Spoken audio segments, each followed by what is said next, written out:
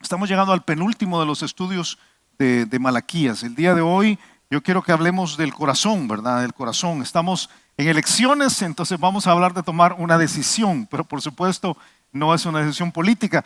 La decisión política que vamos a tomar el día de hoy, los salvadoreños, ni se parece en su tamaño, en su envergadura, a la decisión espiritual que todos debemos tomar y que creo que este pasaje nos va a confrontar esta mañana con esa determinación, esa decisión. Y yo quiero pedirte que saques tus antenas. Este es el primero de los estudios en el libro de Malaquías que no es un estudio sobre el juicio. Y gracias a Dios, porque el libro ha sido duro, rudo, directo, porque es lo que el libro dice. Pero en este caso, Dios va a hacer algo distinto. Va a presentarnos dos opciones, dos alternativas.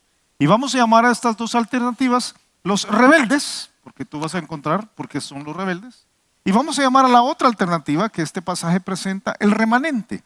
Y cuando lleguemos a eso, al llegar al versículo 16, y 17 y 18, te voy a explicar por qué le estamos llamando remanente. Pero es bueno siempre comprender que para Dios siempre hay únicamente dos lados. Todo lo que Dios presenta es con dos lados. No son un montón de opciones. Son solo dos, es la bendición o la maldición, es el camino ancho o el camino estrecho, es la puerta amplia o la puerta angosta, es el cielo o es el infierno, es la intensidad, ¿verdad? Ser frío o caliente o ser tibio, pero nunca hay una tercera opción, nunca estas ideas del purgatorio o de algo que es a medias. Nunca está presentado por la Biblia. Siempre Dios dice, o tienes al hijo o no tienes al hijo. Es lo uno o lo otro. Porque con Dios es todo o nada, básicamente. Quizás quienes han estado aquí embarazadas pueden entenderlo. ¿Cuántas han estado embarazadas aquí? Embarazadas, ok.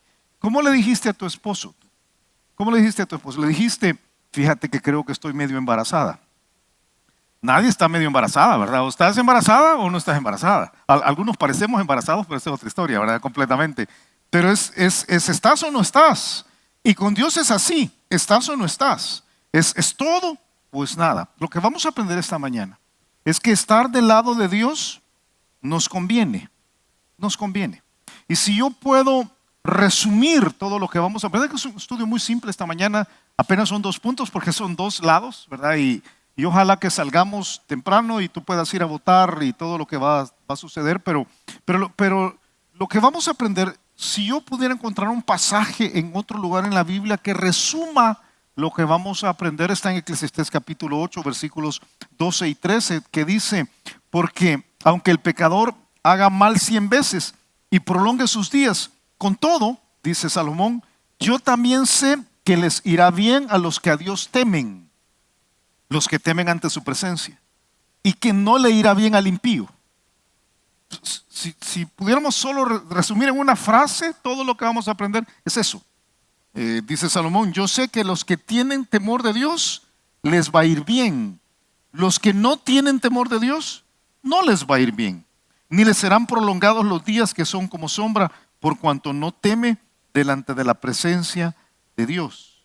En esta ocasión vamos a ver cómo Dios da a los de Israel al tiempo de Malaquías una última oportunidad para corregir el mayor error en el pensamiento. Mayor error en el pensamiento. Vamos a hablar no de actos, no de la vida cotidiana en el sentido de las cosas que tienes que hacer o no tienes que hacer.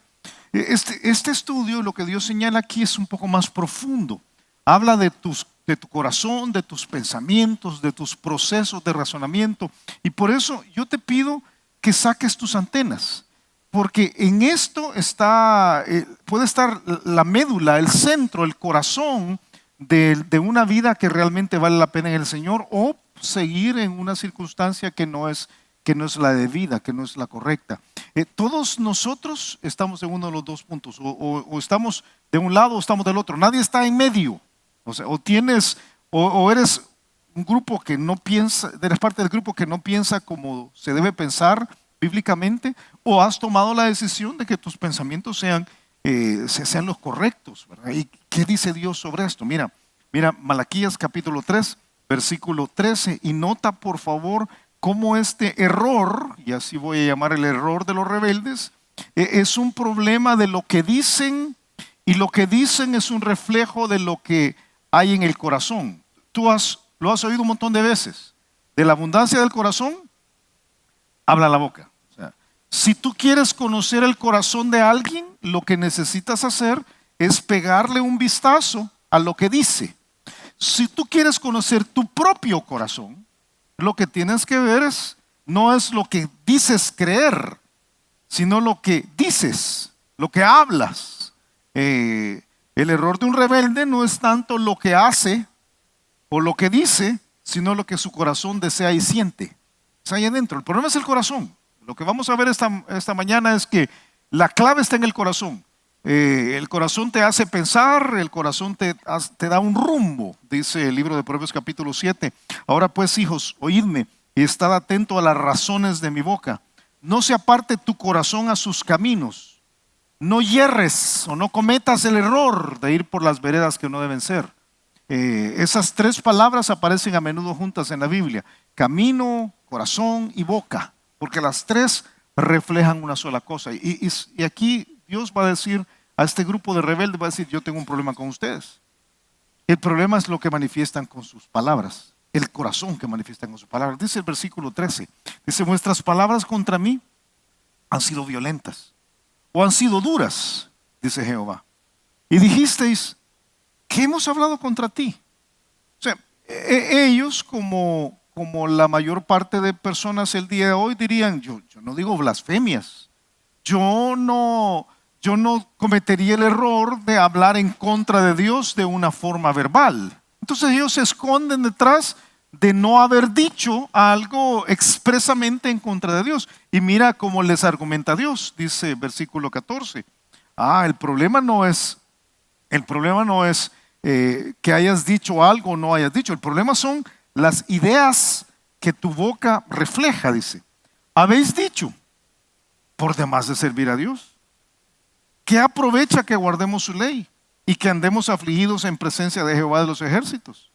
Decimos pues ahora: bienaventurados son los soberbios, y los que hacen impiedad no solo son prosperados, sino que tentaron a Dios y escaparon. Dios pone el dedo en la llaga aquí. Dios dice: el problema es lo que se rebalsa por la boca. Tú sabes que lo que hablas, lo que crees. Tú dices lo que crees. Estamos en tiempo electoral, ¿verdad? Y entonces cada quien expresa lo que cree. Y Dios guarda un registro de nuestras palabras. Dios tiene muy claro cuáles son nuestras palabras. Y las palabras reflejan el corazón.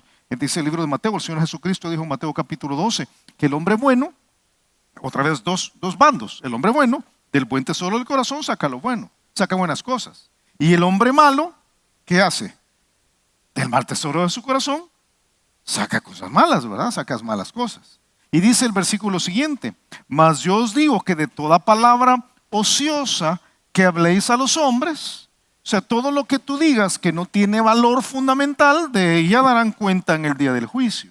O sea, Dios lleva un registro de nuestras palabras, porque en nuestras palabras se rebalsa el corazón, y Dios está constantemente observando nuestro corazón. Ni tienes que decir las palabras, ni tienes que decirlas. ¿Cuántos aquí andan en una conversación constante consigo mismos? Levanten su mano.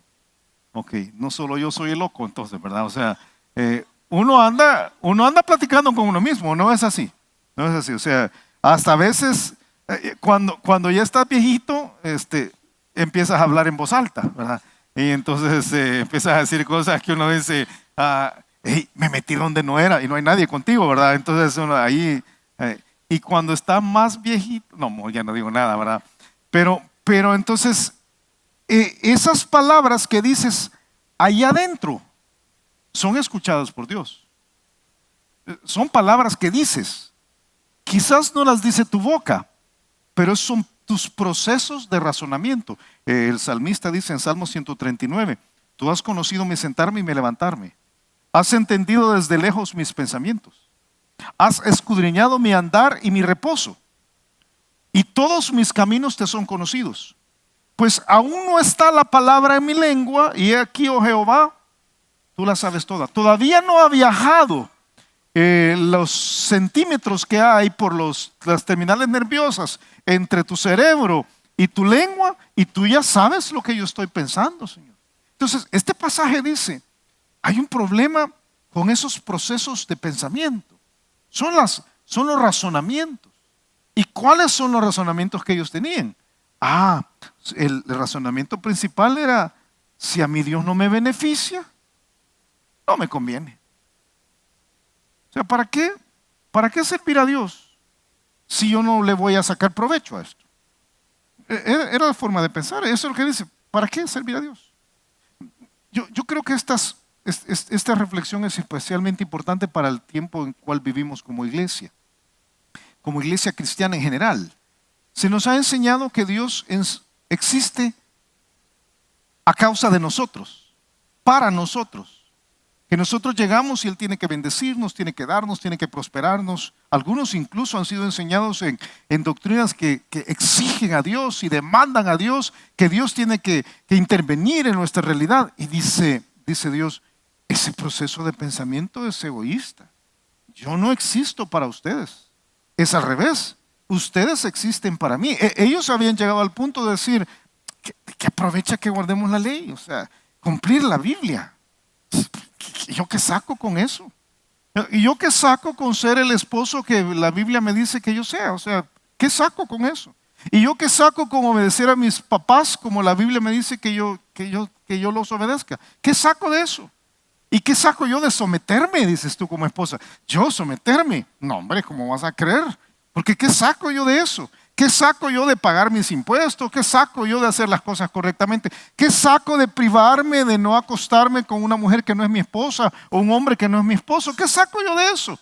Ellos habían llegado al punto de decir, si Dios realmente me quiere bendecir, entonces que me bendiga, pero si no me bendice, ¿para qué privarme de todo lo que la Biblia me dice que yo debo privarme? Y es un pensamiento básicamente equivocado. Dice el Nuevo Testamento, dice, porque ninguno de nosotros vive para sí. Romanos capítulo 14, versículo 7, y ninguno muere para sí. Pues si vivimos, fíjate que no es al revés. No es si Dios existe, para nosotros existe. Es pues si vivimos, para el Señor vivimos. Y si morimos, para el Señor morimos. Así pues sea que vivamos o que muramos, del Señor somos. Si Dios tomara la decisión el día de hoy de no bendecirte más,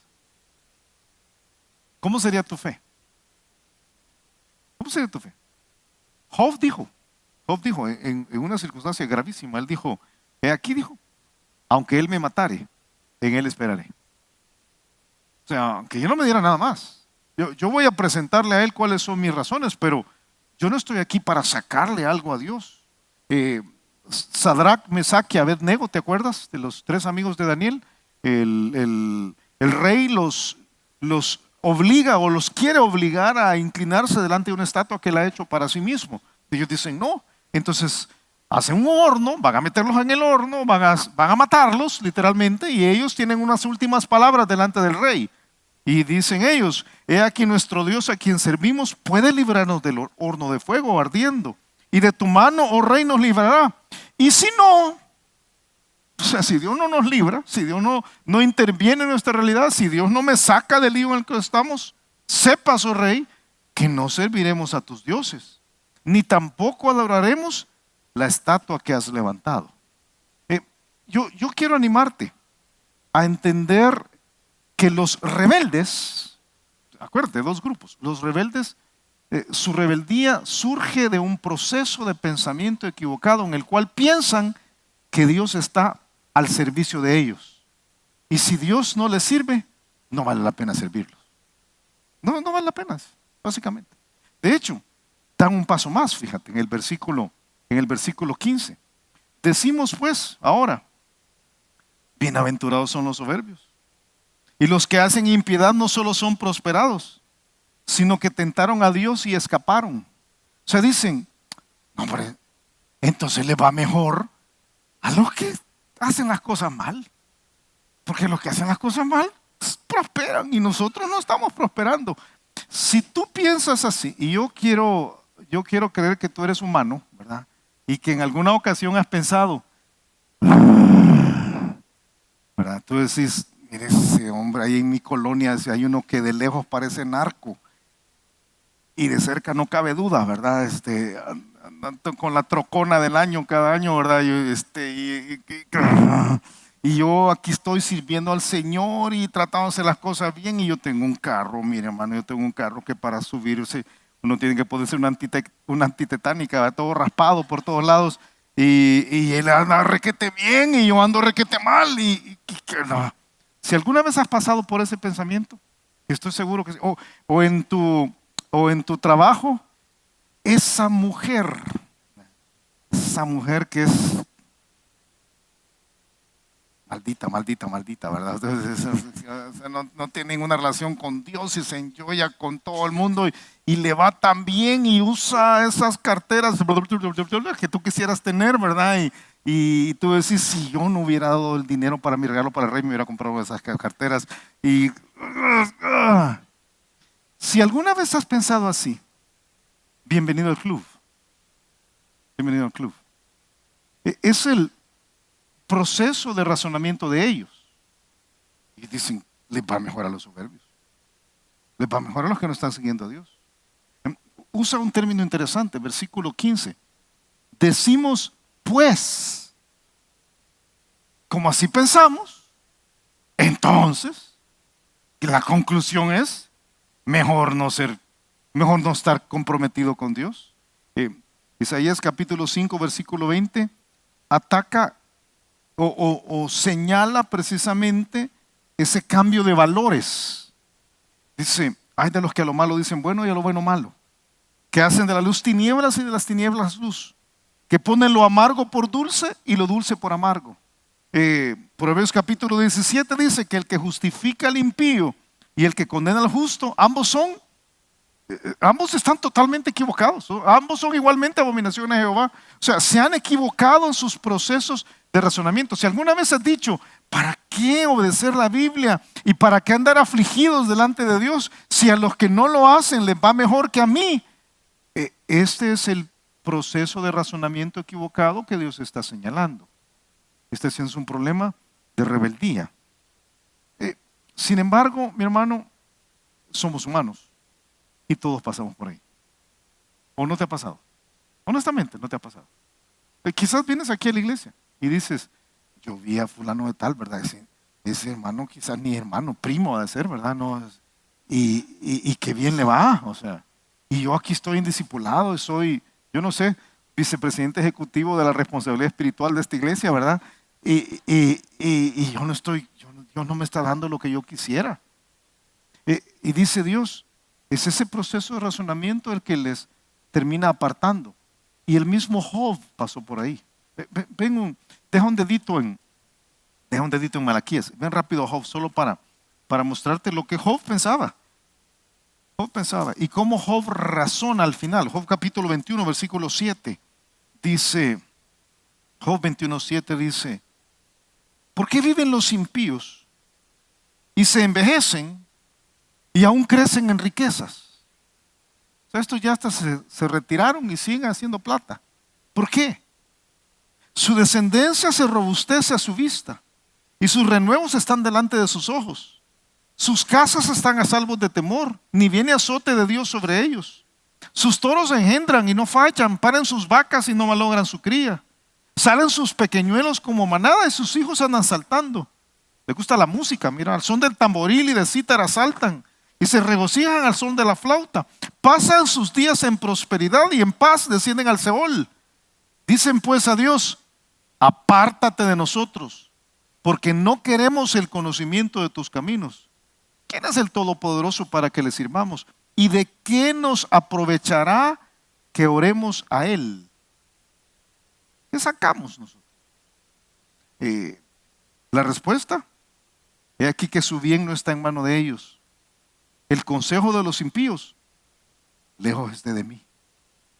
Si tú alguna vez has pensado como decía el libro de Malaquías, es muy interesante el término que se utiliza ahí, habla, cuando dice que aprovechamos, nosotros utilizaremos la palabra castellano castellana, que pillamos, pero es un término que no usamos aquí en El Salvador, que pillamos. ¿Sabes qué quiere decir que pillamos? Que sacamos, que rascamos, que nos queda, qué provecho le sacamos. Si alguna vez has pensado así, aparta ese pensamiento, porque es la base para una relación con Dios mediocre. Dios siempre quiere todo, todo. Por eso pues ahora dice Jehová, convertíos a mí con todo vuestro corazón, con ayuno, lloro y lamento. Una fe mediocre es siempre el producto de un corazón que no razona bíblicamente. Y es uno de los dos grupos. Nota que no dice, uno de los dos grupos tiene pecados groseros. No, estos tenían religión. Estos iban al templo y daban ofrendas y habían sacerdotes. Estos tenían todo lo que nosotros ahora tendríamos en un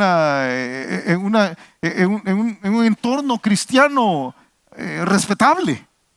Pero su corazón estaba apartado. Y el problema es el corazón, el problema es los procesos de pensamiento. Ellos decían, porque ha dicho, de nada servirá al hombre el conformar tu voluntad con Dios, dice Job. O porque dijiste, ¿qué ventaja sacaré de ello? ¿Qué saco de ahí? ¿O qué provecho tendré de no haber pecado? Yo te digo, hermano, el error de un rebelde no es tanto lo que hace o lo que dice, sino lo que su corazón desea o siente. Por eso Dios les dice, hay otra forma de hacer las cosas. Estoy en Malaquías capítulo 3 y nos dice a nosotros, Malaquías capítulo 3 versículo 16. Y va a hablar de un grupo que tiene esperanza. Yo voy a llamar a este grupo el remanente. Voy a abusar de la confianza del texto porque el texto no lo dice, pero son un remanente. Te lo voy a explicar por qué. Y te voy a decir por qué utilizo la palabra remanente. El remanente es uno de los temas teológicos sobre Israel más relevantes en el Antiguo Testamento. En el pueblo de Israel a menudo estaban separándose de Dios, pero siempre Dios se las arreglaba para conservar unos pocos, unos cuantos que tenían su corazón alineado con Él. Aun si todo el mundo estaba en contra de Dios, Él siempre tenía, le dice Dios a Elías, ¿verdad? Hay 7,000 que no han doblado rodilla delante de Baal, hay unos pocos dentro de los miles. Él en los peores momentos de la fe, tanto en el Antiguo Testamento ahora como en el Nuevo Testamento, te voy a mostrar unos momentos, Dios se provee de un remanente que permanece fiel. En el caso de estos, en particular, en el libro de Esdras, se llaman, ¿tú te acuerdas? Hemos visto esto, Esdras, Nehemías y Malaquías son más o menos del mismo tiempo. Dice, ahora por un breve momento ha habido misericordia de parte de Jehová nuestro Dios, para hacer que nos quede un remanente libre y para darnos un lugar seguro en su santuario, a fin de alumbrar nuestro Dios nuestros ojos y darnos un poco de vida en nuestra servidumbre. Yo quiero desafiarte esta mañana y voy a hacer una aplicación muy devocional. Yo entiendo que esto es Antiguo Testamento, esto es muy devocional. Sígueme. Yo quiero desafiarte que tú seas parte de un remanente de la iglesia que tiene los procesos de pensamiento correctos. Vivimos en tiempos en los cuales la mayoría de los cristianos piensan como Dios acaba de escribir de los rebeldes. O sea, yo vivo para que Dios me bendiga. Yo digo, vivo para que Dios me dé. Y si Dios no me da, a veces hasta me enojo con Dios. O sea, y le digo a Dios, Señor, estoy molesto contigo porque tú no me has dicho tal cosa y no me has hecho tal cosa. Y entonces uno dice, ¿cómo es eso? Como que Dios es nuestro siervo. Dios no es nuestro siervo.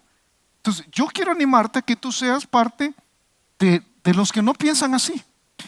Y no se trata de pertenecer a una iglesia. Ojalá que todos fuéramos así, pero aquí hay algunos que no van a tomar esa decisión.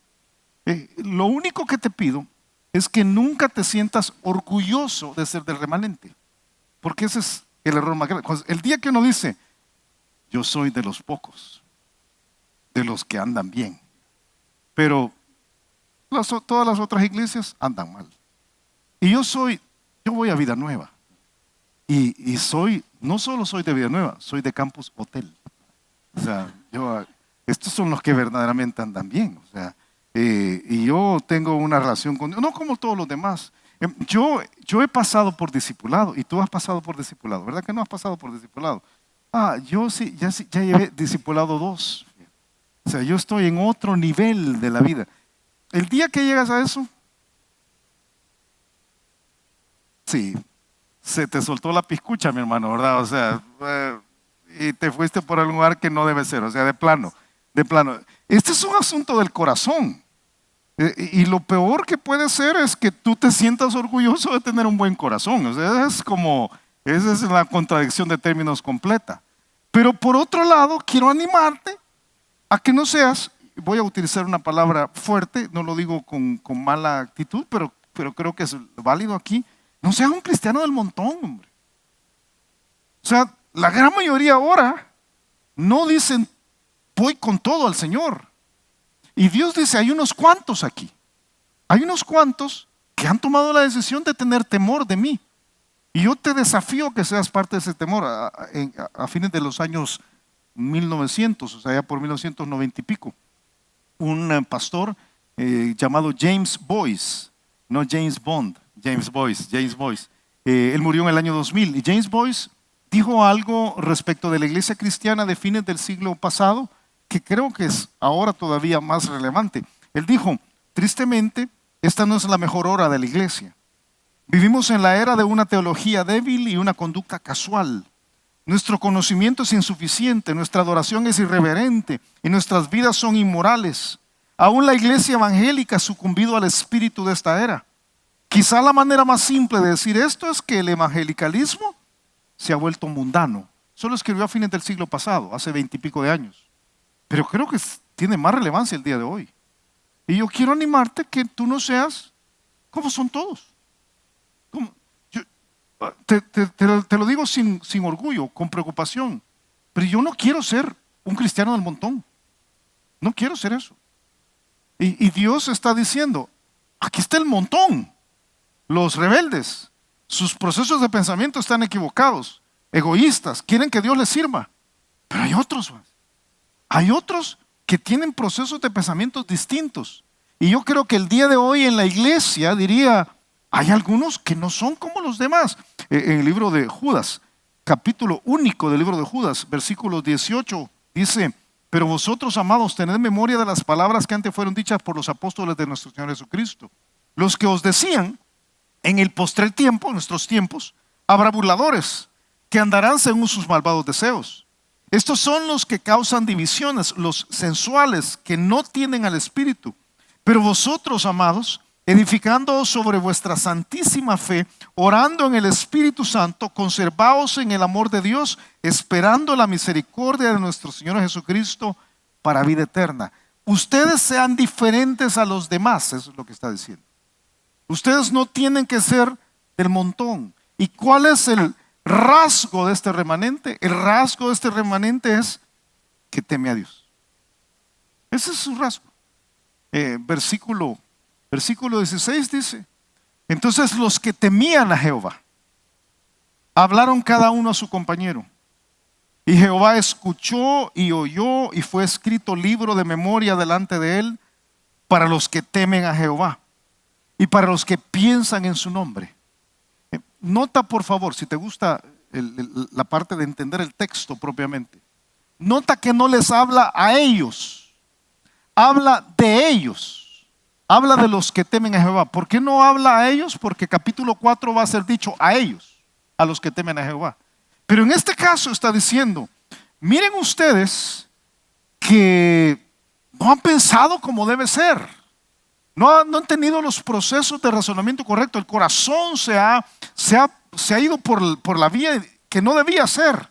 Miren que existe un grupo que sí tiene temor de mí. Y puede tener temor.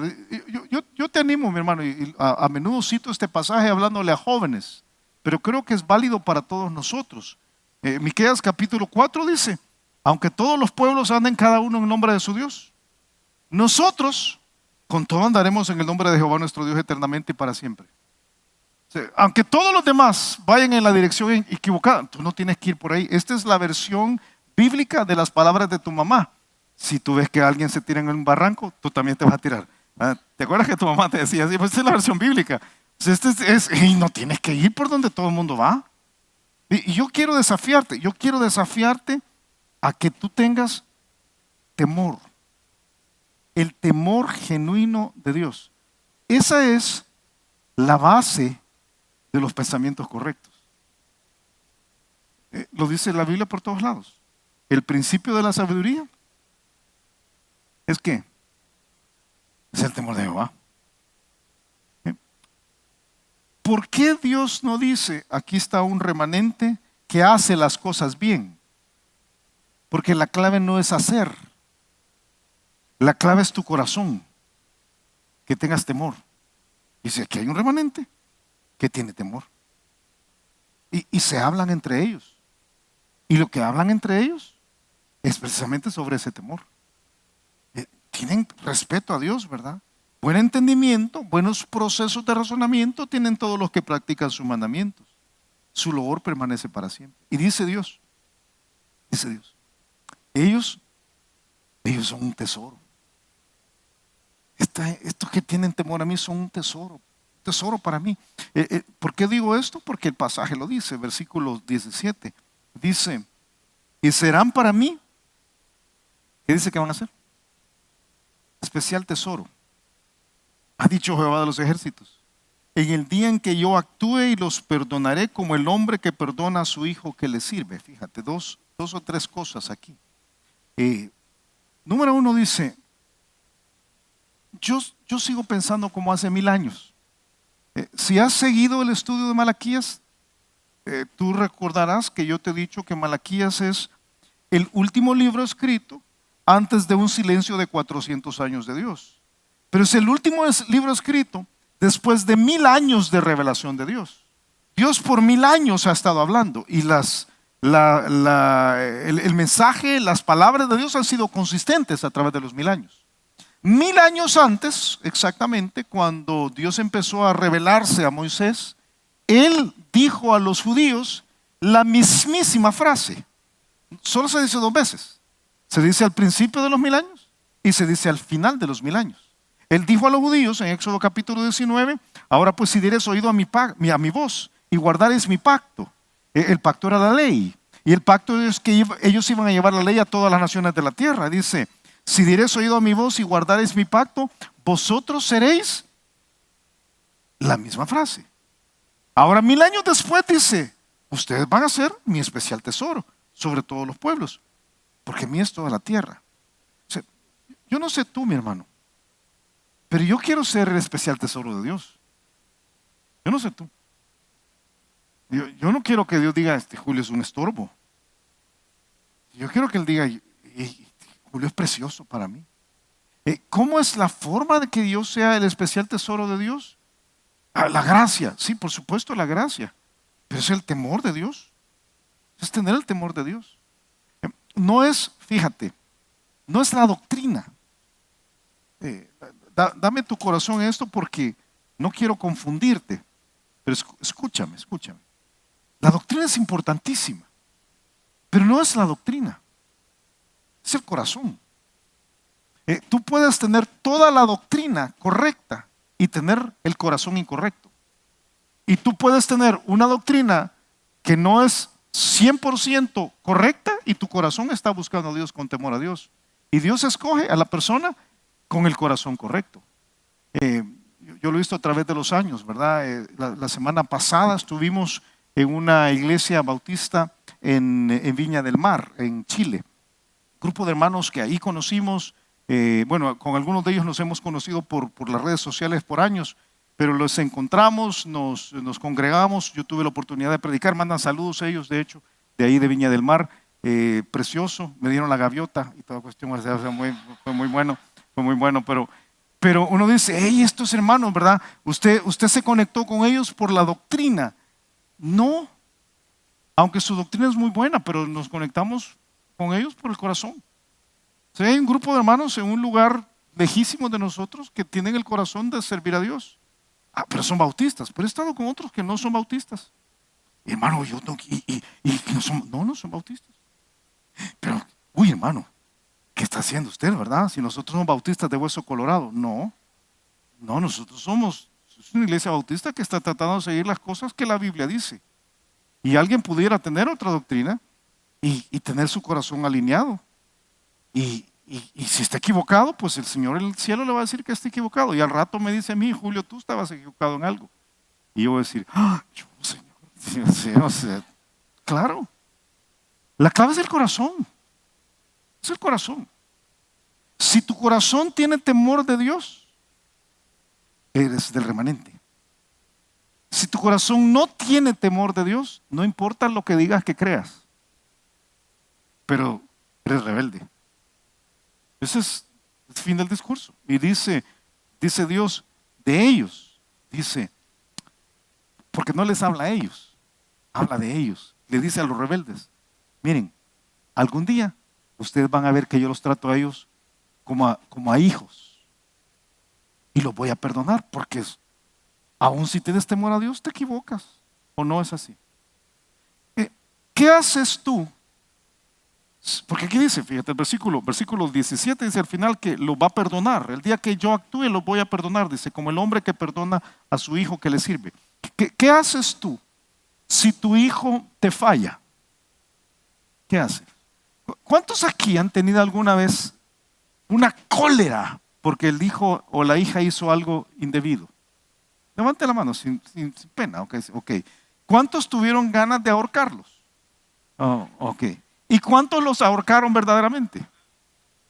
Nadie. ¿Sabes por qué no lo ahorca uno? ¿Sabes por qué no lo ahorca uno? Porque voy a terminar en la cárcel. No. Yo tengo mis hijos. Aquí están 3 de ellos, ellos tres. Y yo he tenido en alguna ocasión ganas de... Pero a los 3 también les he dicho en algún momento, mira, lo que hagas yo te lo voy a perdonar. Porque son mis hijos. Esa es la mera verdad. Si tú me haces algo, quizás yo no te lo perdone porque no eres mi hijo. Pero a mis hijos sí. ¿Y sabes qué dice Dios? Con este remanente van a ver todos como yo los trato. Pueden equivocarse, pero su corazón estaba correcto. Y yo voy a perdonarlos. Y les dice a los rebeldes en el versículo 18. Entonces os volveréis. Esa frase no está dicha a los del remanente, está dicho a los rebeldes. Entonces os volveréis y discerniréis la diferencia entre el justo y el malo, entre el que sirve a Dios y el que no sirve. El remanente entonces no solamente teme a Dios y no solamente es un tesoro para Dios, el remanente va a servir de testimonio para Dios. O sea, los rebeldes van a decir, hey, pero mira, tú a Julio le perdonaste tal y tal cosa y lo traté. ¿Y por qué? Aquel es mi hijo. Él es mi hijo. Hay un pasaje tremendo en Salmos capítulo 58, que cuando uno lo lee al principio uno dice, ¿qué está hablando esto? Dice, se alegrará el justo cuando viere la venganza. Sus pies lavará en la sangre del impío. Uy, ¿qué es eso? O sea, ¿quién va a querer lavar sus pies en la sangre del impío? Y dice, entonces dirá el hombre, ciertamente hay galardón para el justo. Ciertamente hay Dios que juzga en la tierra. Este pasaje nos muestra que tener una relación con Dios o no tenerla no da lo mismo. No da lo mismo. Te conviene tener una relación con Dios. Pero ahorita no me produce fruto, pero te conviene. Te conviene. Y no te conviene no tener una relación con Dios. Pero entonces yo puedo hacer lo que quiera, pero no te conviene. No te conviene. Y dice, rebeldes y el remanente. La clave es el temor. Julio. ¿Y qué es el temor? A mí me encanta una analogía. Alguien ha dicho que el temor a Dios es como los binoculares. Es como los binoculares. Que Dios dio al hombre unos binoculares y estos binoculares eran el temor. Y entonces le dijo, es para que tú me veas de cerca. Y el hombre debía enfocar los binoculares a Dios y ver a Dios de cerca. Y ver el poder de Dios y decir, wow. Ver la magnificencia de Dios y decir, qué tremendo. Ver el juicio de Dios y decir, qué increíble esto. Los binoculares servían para ver a Dios de cerca, pero dice que el hombre vino y tomó los binoculares y en vez de enfocarlos a Dios y temer solo a Dios, enfocó otras cosas con los binoculares. Y entonces agarró los binoculares y vio una cucaracha. Y te puedes imaginar cómo se ve una cucaracha por los binoculares, ¿verdad? Sientes que las patitas te tocan aquí, ¿verdad? En las antenitas, y entonces uno dice, ¡uy! Y eso que Dios había puesto para tener temor de Él, se volvió miedo a nuestro entorno. Usamos mal el temor. Los cristianos no deberíamos tener temor de otras cosas, tenemos que tener temor a Dios. Peor, agarramos los binoculares y le dimos vuelta.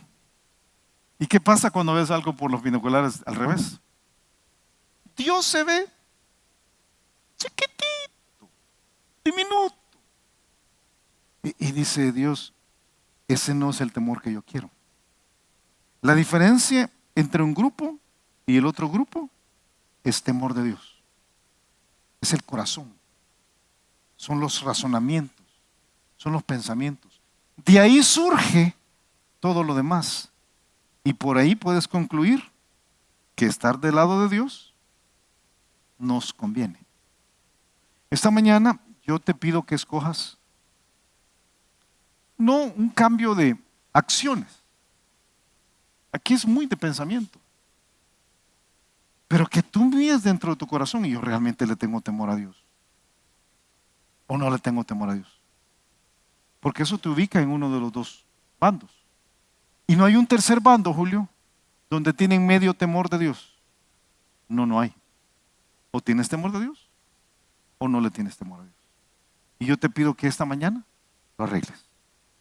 Vamos ahora. Padre, nosotros te damos las gracias, Señor. Gracias por este pasaje, por este trozo, por este libro.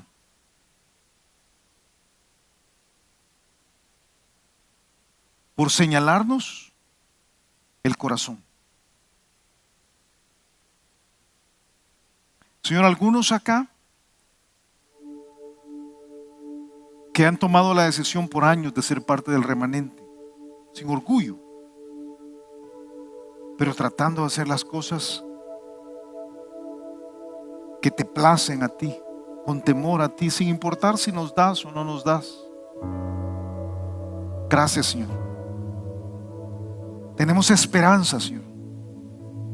Y gracias por recordarnos de la esperanza que hay en ti. Eres nuestro Padre, que nos toleras, nos guardas, nos cuidas. Pero algunos aquí que no están ahí, Señor,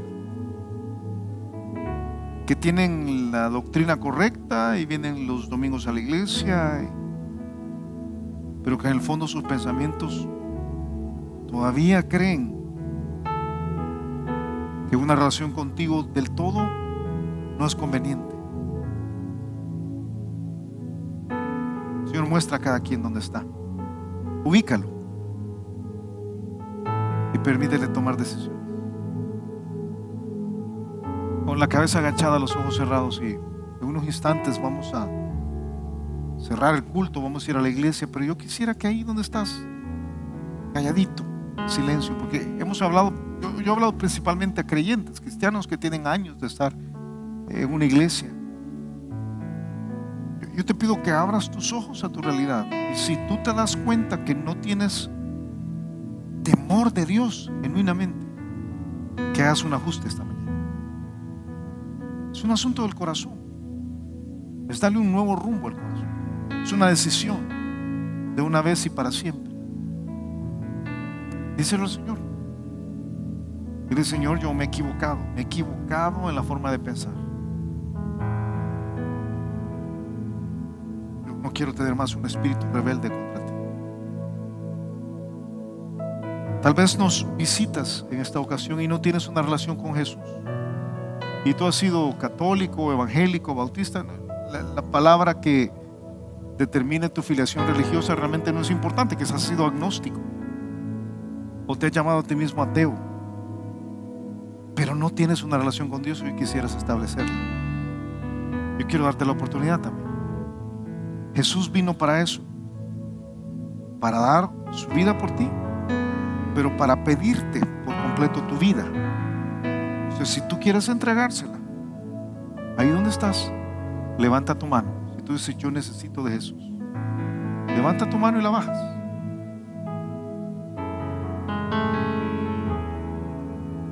Padre, nosotros nos ponemos en tus manos, Señor. Pedimos que bendigas las ofrendas, los diezmos que vamos a tomar en unos instantes.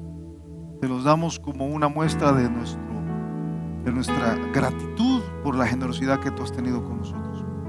Nosotros nos ponemos en tus manos y lo hacemos en el nombre de Jesús.